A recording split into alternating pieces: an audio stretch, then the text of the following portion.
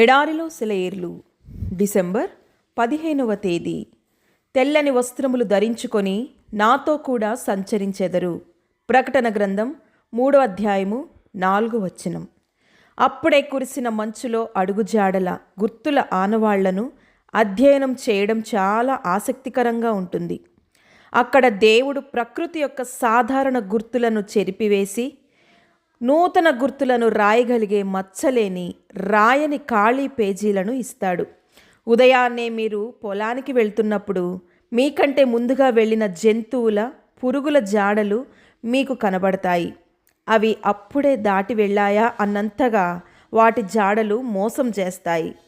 ఆ మంచుపై ప్రతి ప్రాణి ఒక ప్రత్యేకమైన గుర్తుని విడిచిపెడుతుంది.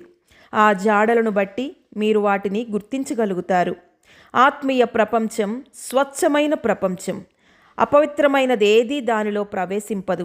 ఈ స్వచ్ఛమైన ప్రపంచంలోని శ్రేష్టతను సాధారణ లోకపు శ్రేష్టతతో పోలిస్తే మనిషి తయారు చేసిన అత్యంత శ్రేష్టమైన వస్త్రాన్ని అప్పుడే కురిసిన మంచు పక్కన పెడితే ఎంత మురికిగా ఎంత పచ్చగా కనపడుతుందో అలానే ఉంటుంది.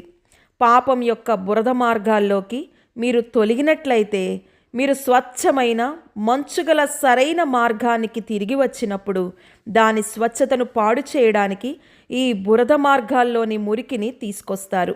చాలా దూరం వరకు మురికితో నిండిన అడుగుజాడలు మంచుపై కనపడతాయి. చాలా దూరం వెళ్ళిన తరువాత మాత్రమే శుభ్రమైన పాదాల అడుగుజాడలు మంచుపై కనపడతాయి. మంచులో పడిన అడుగుజాడలు ప్రత్యేకమైనవైనా అవి అస్థిరమైనవి, త్వరగా చెరిగిపోతాయి. కరిగే మంచుతో పాటు అవి కూడా చెరిగిపోతాయి. దేవుని స్వచ్ఛమైన లోకంలో మీరు వేసే అడుగుజాడలు వీటి వలె చెరిగిపోతున్నట్లయితే వారి స్వభావాన్ని గురించి మీరు అతిగా ఆలోచించవలసిన అవసరం లేదు.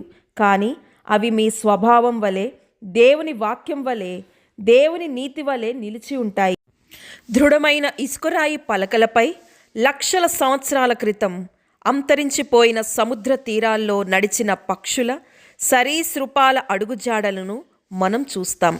ఈ అడుగుజాడల ఆధారంగా శాస్త్రవేత్తలు ఆ ప్రాణి యొక్క రూపాన్ని, పరిమాణాన్ని, దాని స్వభావాన్ని చెబుతారు. కానీ ఈ శిలాజాలపై ఉన్న ముద్రలు తప్ప మరేమీ కనబడవు. కాలమనే ఇసుకపై ప్రతి వ్యక్తి తన పాదముద్రలను విడిచి వెళ్తున్నాడు.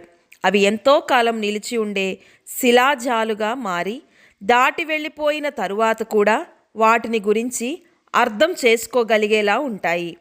సార్దీస్లో ఉన్న సంఘం తెల్లటి వస్త్రాల్లో క్రీస్తుతో కూడా నడుస్తూ దేవుని వాక్యమందు విడిచిన పాదముద్రల ఆధారంగా ఈ సంఘంలోని క్రైస్తవుల స్వభావాన్ని, పరిశుద్ధుల సంభాషణను గురించి మనం గ్రహించగలం. వారిని గురించి విషయాలన్నీ గతించిపోయాయి. కానీ ఆ పాదముద్రలు వారిని వాస్తవమైన వారిగా చేసి మరొకసారి మన మధ్యలో నివసింపజేయిస్తున్నాయి. కాబట్టి మీరు క్రీస్తుతో కూడా నడుస్తుండగా ఈ లోకంలో మిమ్మల్ని గురించిన విషయాలన్నీ చెరిగిపోయినా మీ క్రైస్తవ జీవితం మిమ్మల్ని గురించి సాక్ష్యమిస్తుంది. యెహోవా, నీ మార్గమును నాకు బోధింపుము. నా కొరకు పొంచియున్న వారిని చూచి సరళమైన మార్గమున నన్ను నడిపింపుము. నన్ను గమనించు వారి నిమిత్తం అని ప్రక్కన రాసి ఉంటుంది. ఎవ్వరూ నడవని మంచు మార్గం గుండా మీ జీవితం సాగుతోంది. ఈ మార్గంలో మునుపు ఎవ్వరూ ప్రయాణించలేదు. ప్రభు నీతి అందే నమ్మకముంచే, ఆయన ధర్మశాస్త్రాన్ని ప్రేమించే ఆత్మతో మీరు ఆయనతో నడుస్తూ ఉండగా యేసు చెయ్యి పట్టుకోండి. ఆయన మీ ముందున్న మార్గాన్ని నిర్మలంగా చేసి మీరు దాన్ని స్వచ్ఛంగా ఉండేలా చేయడానికి సామర్థ్యం ఇవ్వనివ్వండి.